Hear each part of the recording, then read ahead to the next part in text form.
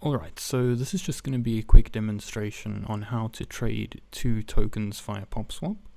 So at the moment I'm currently on mainnet and I'm going to be making this trade via testnet, but I just want to demonstrate with two NFTs here that sometimes when you put this content into here, if the content itself is hosted on IPFS, it can take quite a bit of time for these previews to load.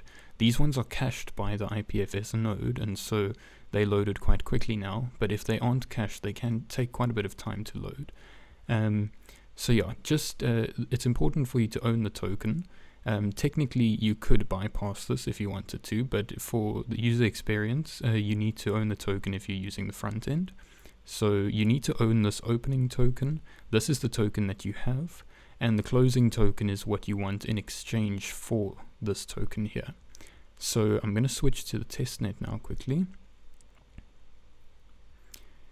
And then while I'm here, what I'm going to do is I've just got some testnet tokens over here. And I'm going to put those in so we can see there that warning of not owning it has gone away now.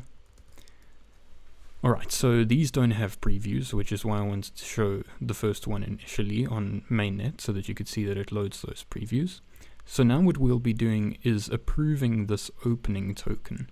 And what that is going to do is it's basically going to approve the Popswap contract to have permission to move this opening token on behalf of whichever account this is here, okay? So basically you're granting access, permission to the Popswap protocol contract on Ethereum to have the ability to move your opening NFT, alright? Then what we're going to do is we're going to open a trade, and what this is going to do is it's going to create a trade entry on the Popswap contract. So we're going to do that next. It's important for you to trust both of these contracts. Try not to do this with NFTs where it's just random things and you don't trust the publishers of those NFTs.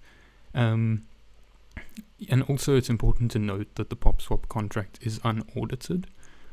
It's fairly simple. You can see all the code by going to this code tab over here, and yeah, you'll be able to see everything that goes on there. Yeah, so now that we've opened this trade, we'll get a link, alright?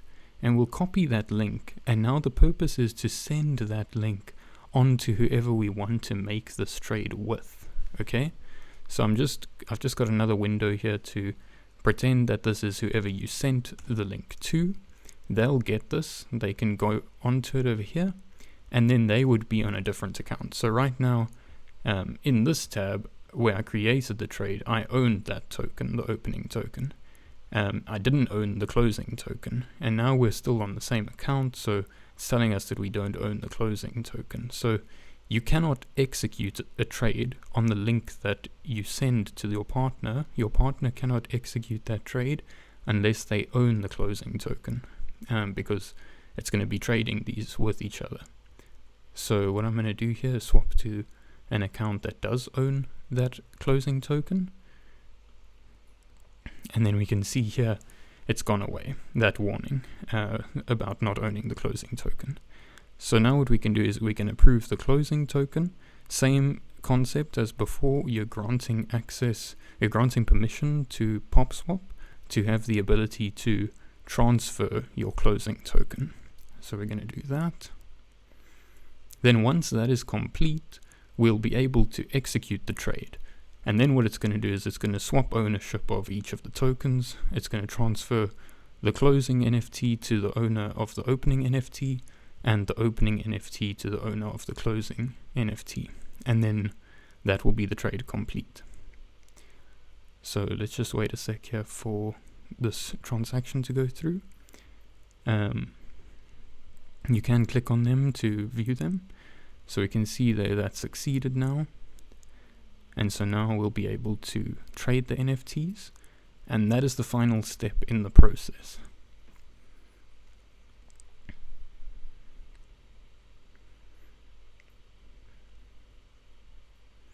It's important if you are accepting a trade, like if you are the closer, that's executing the trade like this, you can click on both of these links, and it's encouraged for you to do so to make sure that these are the actual assets that you want.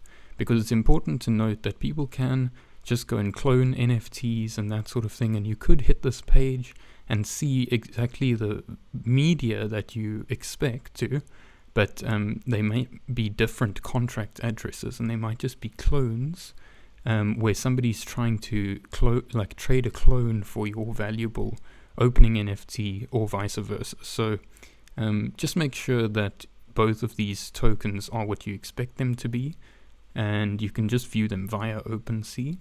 But now the trade is successful. The ownership of each of the tokens has been swapped between the person who opened this trade here and the person who closed the trade. And yeah, that's basically it. So now we can see earlier when we opened that, it told us, it didn't give us a warning because we owned it, but now we no longer own it. So these have been successfully traded. Feel free to also jump into the Telegram community in case you have any questions or need any help.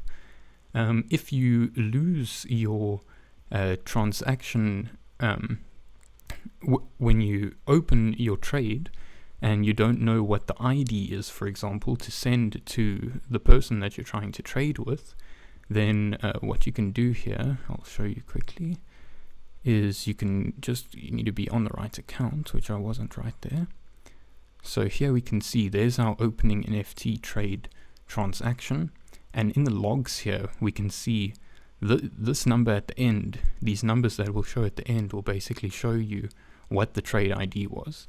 So here we can see it was 0, that was the final number, and then it would just be a case of putting /0 into there, and then that will take you to that trade so that you can share the link with your partner.